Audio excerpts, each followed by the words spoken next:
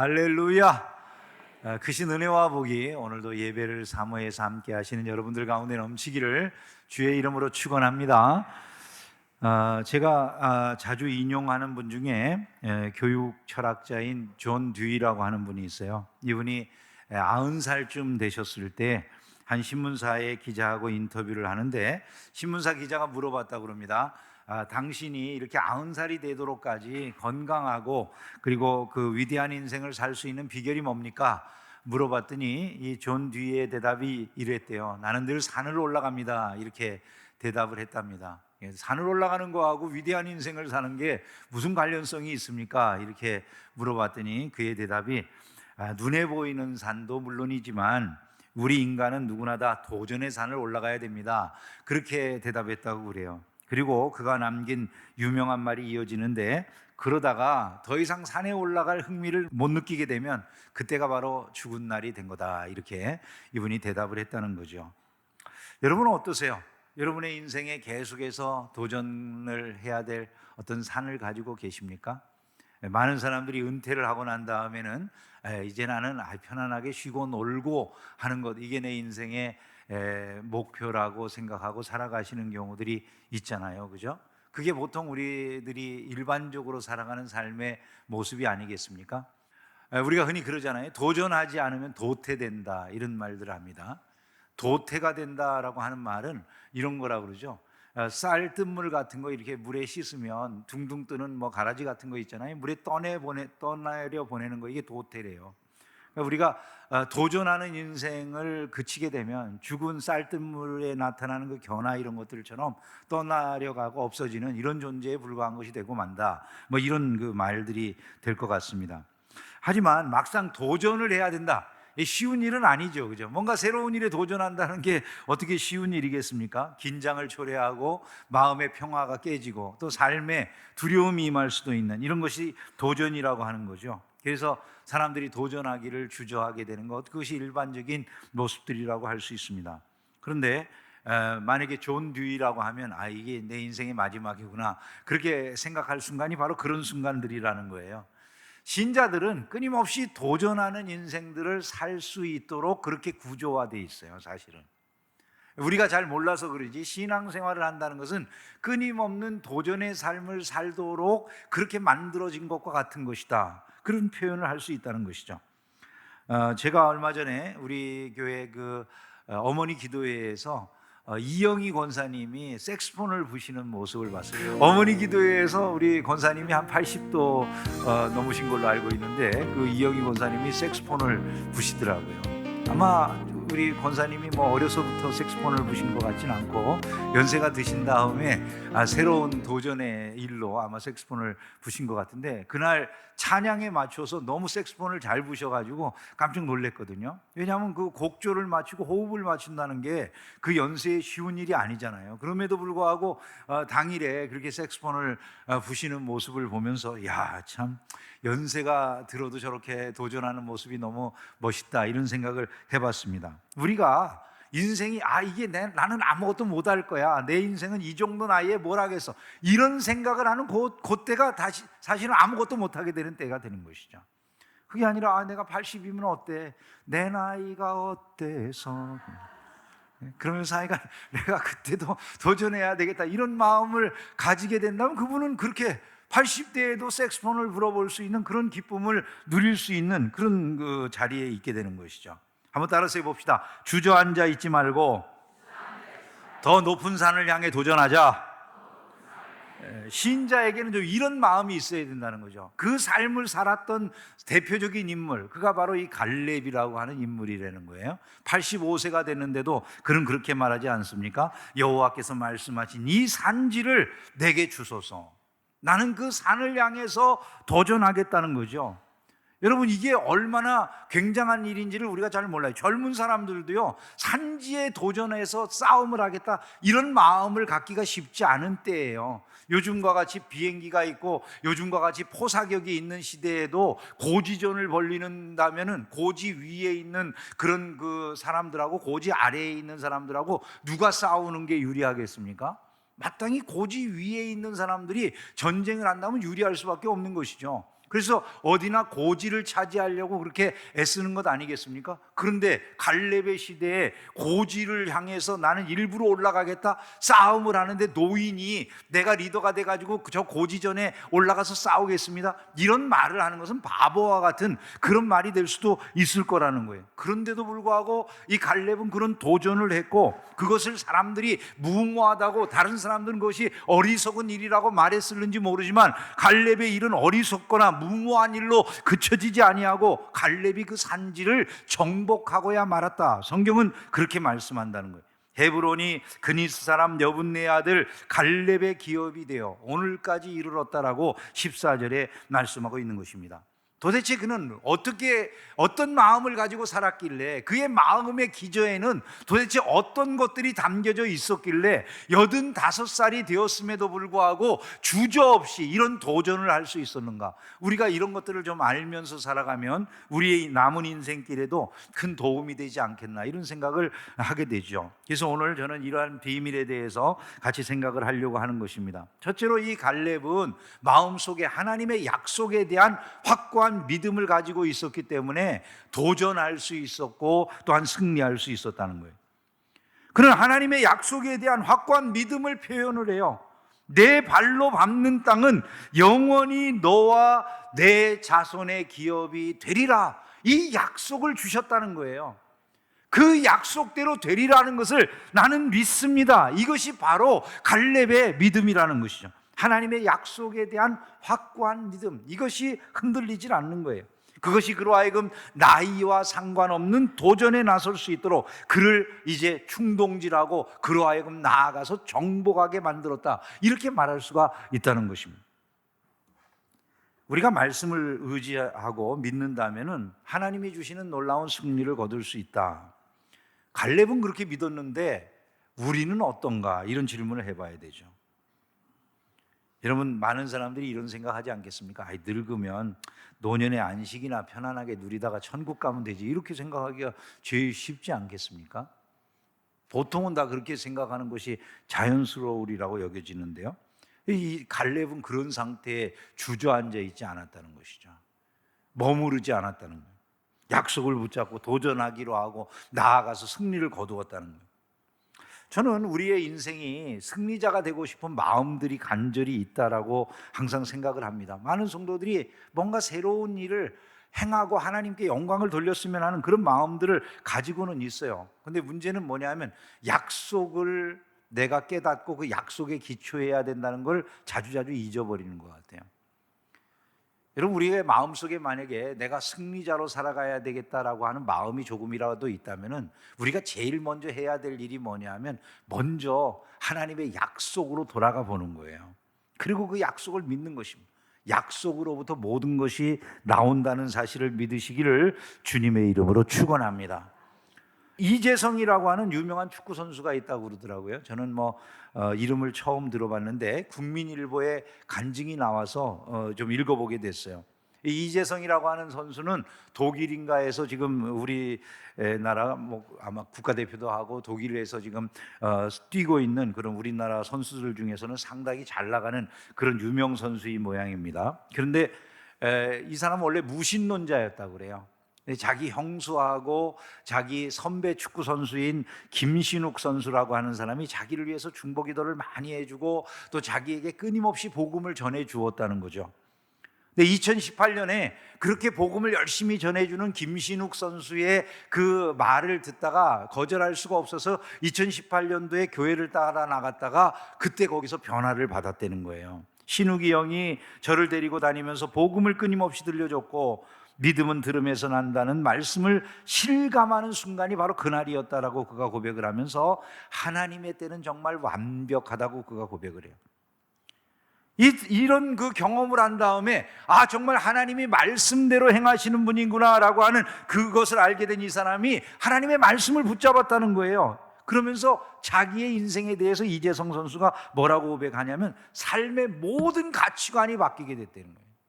성공하고 축구선수로 유명해지고 잘 나가고 이게 이제는 목표가 아니라는 거예요. 내 인생의 가치관은 하나님의 영광을 드러내는 것이다. 그래서 열심히 전도하고 어떻게 해서든지 복음을 전하기 위해서 노력하는 이런 사람으로 바뀌었다는 거예요. 인생을 살아가는 발걸음 자체가 바뀌었다고 이렇게 이 젊은 선수가 고백하는 걸 봤습니다. 여러분, 마음속에 나 삶이 지쳤어요, 힘들어요, 아무것도 할 수가 없어요, 이런 마음이 드시는 분들이 계세요? 나는 아무것도 도전이라고 하는 건 나에게 해당되는 말이 아니에요. 이런 말들이 내 속에서 저절로 자꾸 떠오르는 분들이 계실 수 있잖아요, 그죠? 그런 단어는 나하고 상관없는 말이에요, 목사님. 이런 마음이 드시는 분들이 있다면 당장 달려가야 될 곳이 다른 곳이 아니에요. 하나님의 약속의 말씀인 것을 믿으시기를 주님의 이름으로 축원합니다. 그 말씀으로부터 우리에게 놀라운 역사, 도전의 기초가 우리에게 제공된다는 것이죠. 예수전도단의 데니 레흐만이라고 하는 유명한 전도자가 있습니다. 이 데니 레흐만이라고 하는 이 전도자는 마약 중독자였던 사람이었어요. 마약 중독자. 근데 그 LSD인가 마약이 아주 굉장히 독성이 강한 그런 그 마약이 있다고 그럽니다. 환각 증상이 아주 강하게 나타나는 그런 그 마약인데, 이 사람은 그 마약을 먹어가지고 뇌가 다 망가져서 일종의 그 플래시백 효과라는 게 그것까지 경험하고 있던 그런 사람이었대요. 이 플래시백 효과라고 하는 것은 마약을 먹은 사람이 마약을 끊어도 그 마약을 먹었을 때의 상태와 같은 환각 증세라든지 정신병적 증세와 같은 것이 계속되는 그런 상황들을 플래시백 효과라고 그렇게 표현을 한대요. 뇌가 망가져가지고 이 사람이 이제 상태가 그런 거예요. 근데 이제 자기는 살고 싶다는 생각이 들어가지고 어느 목사님을 만나게 되었는데, 그 목사님에게 내가 어떻게 하면 살겠느냐 그랬더니 그 목사님이 다른 거 할 것 없다, 그냥 교회에 가서 말씀을 꾸준히 듣고 말씀을 읽고 말씀을 암송하고 예배에 꾸준히 참석하고 그 모든 일들을 지속적으로 해나가라고 그렇게 이야기하더라는 거예요. 그럼 자기가 들었을 때 정말 그 일이 이루어질까 이런 생각이 드는 말들에 불과했지만, 그래도 그 목사님이 자기에게 해준 대로 그렇게 하기 시작했대요. 말씀을 듣고 말씀을 읽고 말씀을 암송하기 시작했대요. 그런데 놀라운 게요, 이분이 뇌가 고쳐졌어요, 정말로. 지금 저렇게 전도자로 돌아다니는 거예요. 자기 망가졌던 두뇌가 다 깨끗하게 나아가지고 어마어마한 성경 구절을 이분이요 잘 암송하는 그런 사람이 되었다는 거예요. 우리는 뭔가 굉장한 일이 일어나야만 되는 것 같지만 아닙니다. 하나님의 약속의 말씀으로부터 새로운 도전거리가 나오고 우리의 삶을 새롭게 하는 능력이 제공되는 이런 일들이 일어난다는 거예요. 우리는 굉장한 일을 기대하지만 팀 켈러 목사님은 예수님의 방식이 그런 게 아니라고 말을 해요. 팀 켈러 목사님이 하시는 말씀을 보면 재미있는 게 이러더라고요. 예수님이 오실 때 만약에 예수님이 우리가 세상적인 방식으로 우리를 드러내고 복음을 전하는 것이다라고 한다면 예수님이 이렇게 나타나셨어야 된다는 거죠. 아주 큰 스타디움 같은데 막 5만 명, 10만 명 이렇게 모이는 스타디움 한가운데 헬기 같은 걸로 내려와야 되죠. 그 다음에 거기서 딱 내려가지고 마이크 들고 여러분 행복하세요 할렐루야 그러면 사람들이 확 귀가 쏘이고 눈이 쏠리잖아요, 그죠? 야, 저 사람 대단한 사람인가 보다, 그죠? 근데 예수님은 그렇게 나타난 게 아니라는 거죠. 저 사람들이 알지도 못하는 곳에 어두운 마구간에 자기 집 방 하나도 제대로 없는 곳에 그렇게 태어나셔가지고 사람들이 인정해 줄 만한 거나 인기 있는 것 이런 것 아무것도 없는 방식으로 오셔서 우리에게 복음을 전해 주셨다는 거예요. 그와 마찬가지라는 거예요. 팀 켈러 목사님은 그처럼 우리가 복음을 받아들이거나 하나님의 은혜를 알게 되는 것도 무슨 굉장한 역사나 능력이나 이런 것들을 우리는 기대하지만 그런 게 아니라는 거예요. 꾸준히 하나님의 말씀을 믿고 듣고 묵상하고 암송하고 그러는 가운데에서 예배에 참석하고 정규적으로 해나가는 그런 신앙생활의 한가운데 정기적으로 드리는 그런 기도 한가운데 점진적으로 주님이 어느 날 우리의 삶에 전체적으로 스며들어오셔서 우리의 삶을 새롭게 하신다는 것이죠. 하나님의 약속의 말씀을 믿음으로 말미암아 삶을 새롭게 하는 신자들이 되시기를 주님의 이름으로 축원합니다. 약속의 말씀을 갈렙과 같이 붙들어야 된다는 것이죠. 두 번째로 갈렙은 하나님의 능력에 대한 믿음을 가졌기 때문에 도전할 수가 있었고 또한 승리할 수가 있었다는 거예요. 그러나 하나님의 능력을 이렇게 표현해요. 그 성읍들은 크고 견고할지라도 여호와께서 나와 함께 하시면 내가 여호와께서 말씀하신 대로 그들을 쫓아내리이다, 이렇게 말을 해요. 그들이 아무리 견고한 성을 가지고 있고 그들이 안악자손과 같이 그렇게 거대한 자들이라 할지라도 하나님이 약속하신 대로 능히 그 성을 우리에게 주실 수 있어요. 하나님의 능력을 믿는 믿음을 가진 거예요. 갈렙은 그 사람들의 덩치를 바라보지 않아요. 그 사람들이 가지고 있는 견고한 성을 바라보지도 않아요. 그 사람들이 가지고 있는 무기 체제를 바라보지도 않아요. 갈렙은 더군다나 자기도 바라보지 않아요. 자기의 늙은 모습을 보지도 않아요. 상대방과 비교하지 않아요. 그저 하나님의 능력만 바라봐요. 하나님의 위대하심에만 눈을 맞춰요. 그리고 그 하나님이 역사하시면 모든 것이 가능하다고 믿었어요. 믿음으로 나아갔을 때 그는 승리를 거두었음을 믿으시기를 주님의 이름으로 축원합니다. 여러분, 세상 살아가다가 쉽게 포기하거나 주저앉는 이유들이 뭔가요? 세상이 너무 커 보이니까 그러죠. 나는 상대적으로 너무 작아 보이니까 그러죠. 그 인생을 살아가면서 늘 내 힘만 의지하는 거죠. 근데 우리는 찬송을 부르면서도 이미 알거든요. 내 힘만 의지할 때는 패할 수밖에 없도다. 늘 그렇게 고백하면서도 실제는 내 힘만 의지하고 살려고 그러죠. 근데 갈렙은 자기의 힘을 의지하지 않는 사람이에요.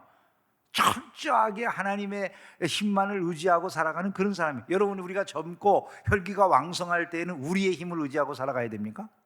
젊고 힘이 왕성할 때 우리의 힘을 의지하고 살아가야 됩니까? 주님의 능력을 의지하고 살아가야 됩니까? 만약에 우리가 그러하다고 생각한다면 노인이 돼서도 마찬가지예요. 우리를 바라보고 살아가는 게 아니라 주님을 바라보고 살아가는 이런 마음들을 가져야 된다는 것이죠. 미국의 세들백 교회에서 예배를 인도하던 닉 머초우라고 하기도 하는 목사님이 계셨는데요. 이분이 찬양을 인도하던 당시, 지금 다른 분이 인도하는데 세들백 교회에서 이분이 인도할 때 자주 부르던 찬양 중에 한 가지가 이런 게 있어요. You can start over라고 하는 그런 찬양이 있어요. 만일 하나님이 바다를 지으실 수 있다면 하나님이 당신의 마음에 풍파도 잔잔케 하실 수 있죠. 만일 하나님이 산을 움직일 수 있다면 하나님이 사람의 심령도 변화시킬 수 있습니다. 하나님은 당신을 자유롭게 하실 수 있습니다. 그것이 지금입니다. 주님은 능히 당신의 인생을 바꾸실 수 있으십니다. 이런 찬양의 가사가 나오고 있습니다. 여러분, 하나님은 온 우주와 만물의 창조주이심을 믿습니까? 그분에게 못할 일이 없잖아요. 만물을 능히 창조하시고 다스리시는 분이 우리 하나님이신 줄로 믿습니다. 그분이 원하시는 대로 할 수 있다라고 하면서 우리는 가끔 보면 하나님을 우리 수준으로 생각을 하잖아요. 우리 수준으로. 사실은 우주의 역사와 인간의 흥망성쇠라고 하는 게 다 그분의 손에 달려있는 건데도 불구하고 우리는 그걸 까맣게 잊어버리고 하나님이 우리 수준인 줄로 아는 거예요. 내가 못한다고 생각을 하는 것을 하나님도 못한다고 생각을 해요. 그러나 하나님은 얼마든지 우리의 인생을 바꾸실 수 있는, 변화시킬 수 있는 전능자가 되시는 줄을 믿습니다. 여러분, 이 사실을 믿는 사람, 그 사람이 다시 시작할 수 있는 사람이에요. 도전할 수 있는 사람이에요. 갈렙이 바로 그런 사람이었던 거고, 그는 도전했고 승리를 거두었다는 것이죠.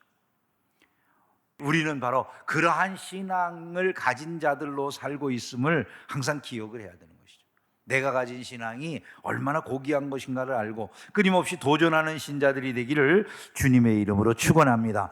마지막으로 한 가지 더 생각하면요, 이 갈렙은 하나님의 실제적인 돌보심에 대한 믿음을 가지고 있었기 때문에 도전하고 또 승리할 수 있었다는 거예요. 여러분, 우리는 신앙생활하면서 하나님이 오늘 나의 현실에서 나를 실제적으로 도우신다라는 믿음을 가지고 있을까요? 많은 사람들의 신앙생활이 의외로 피상적인 것에 머물러요. 이렇게 말하는 거죠. 우리 목사님이 말하는데 하나님이 살아계신데 하나님이 우리를 도우신다네. 하나님이 삶에 구체적으로 역사하신대. 근데 나는 모르겠더라. 그게 내 문제야. 여러분, 어떠세요? 신앙생활하면서 실제 나에게 내 인생에, 내 삶의 현장에 하나님이 나를 도우실 거다라고 하는 그 사실에 대한 믿음이 우리 안에 있을까요? 그게 있어야 된다는 거예요. 갈렙은 85년을 살아왔는데 85세에 이른 나의 삶의 지금 현재, 지금 이곳에 하나님이 나를 도우시기 위해서 같이 하고 계신다라고 하는 그 모든 과거의 믿음이 아니라 지금 나의 믿음의 현장 속에서 나를 실제로 돌보고 계시는 하나님에 대한 확신, 믿음이 있었다는 거예요. 여호와께서 말씀하신 대로 나를 생존하게 하셨습니다. 내가 이전에 40년 전이나 지금이나 똑같이 내가 출입할 수 있는 이 모든 것은 하나님의 은혜입니다. 이렇게 그는 고백하고 있는 것입니다. 늙었는데도 여전히 힘이 있으니까 그건 내가 몸 관리를 잘해서 있기 때문이야. 갈렙은 그렇게 생각을 안 하는 거예요. 내가 지금 이렇게 강건한데 이 강건한 게 하나님의 은혜야. 여러분, 내가 잘 관리해서 내가 건강하다고 생각하는 이 분들 중에서 어떤 분들이 있냐면 늙어서도 힘이 넘치니까 엉뚱한 생각을 해. 새로운 인생을 살아봐야 되겠어. 현재 가정을 깨고 다른 가정. 너무 늙었는데 힘이 넘쳐. 여러분, 이런 것은 바람직하거나 이런 게 결코 아닌 거죠. 사는데 인생에 재미가 없으니까 그러겠죠, 그죠?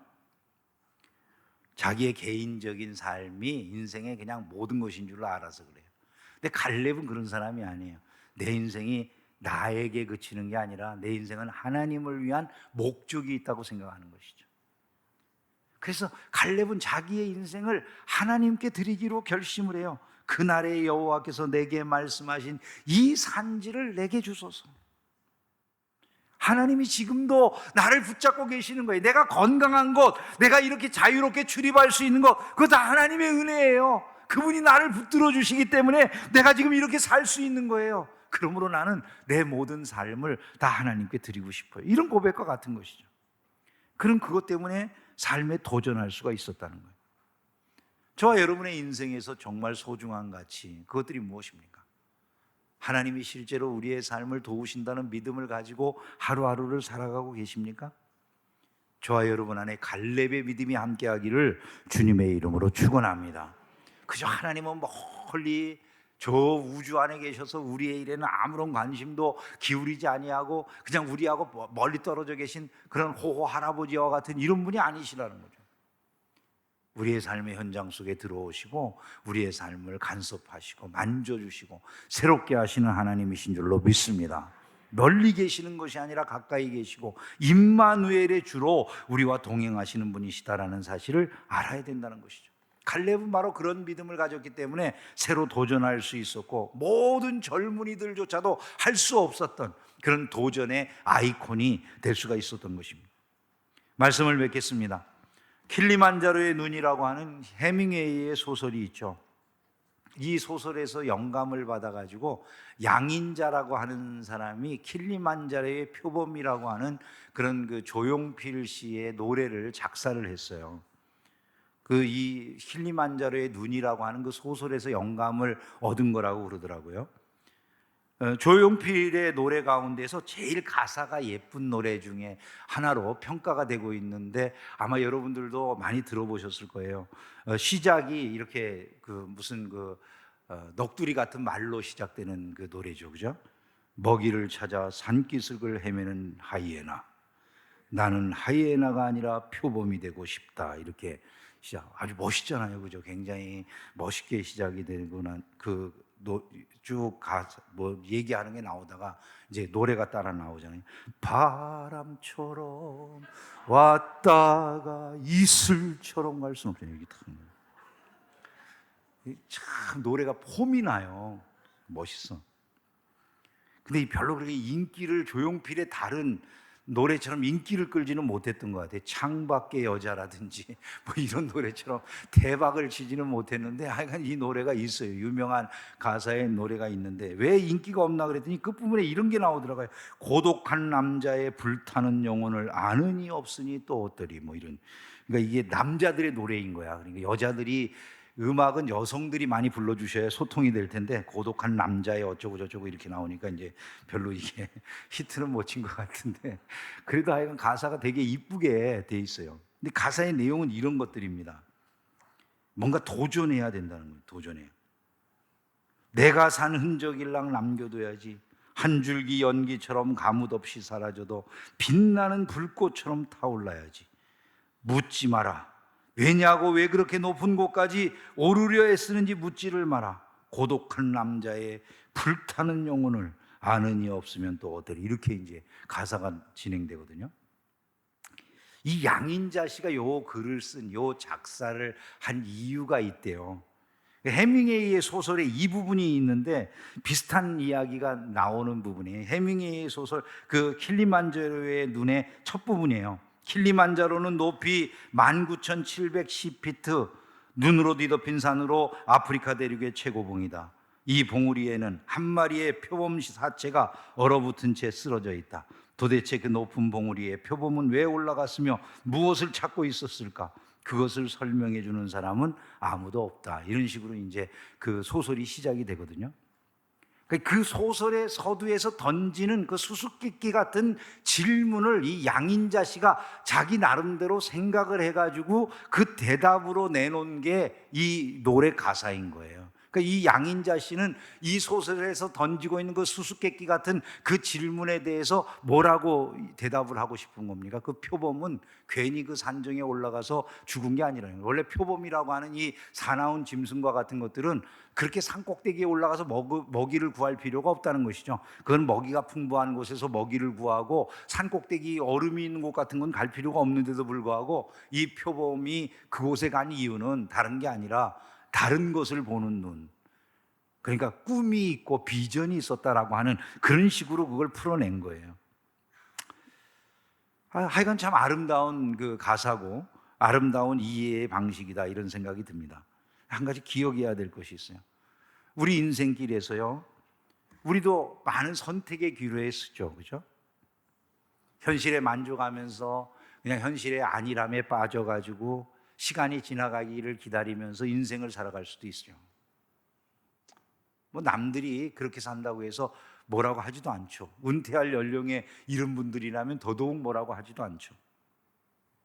근데 내가 아무리 나이를 먹어도 거기에서 그냥 내가 인생이 더 이상 발전하거나 새로워지는 그것은 내가 꿈꿀 일이 아니다, 이렇게 생각하지 않고 도전할 것을 끊임없이 찾아내고 뭔가를 이루려고 하는 이런 분들도 계시죠.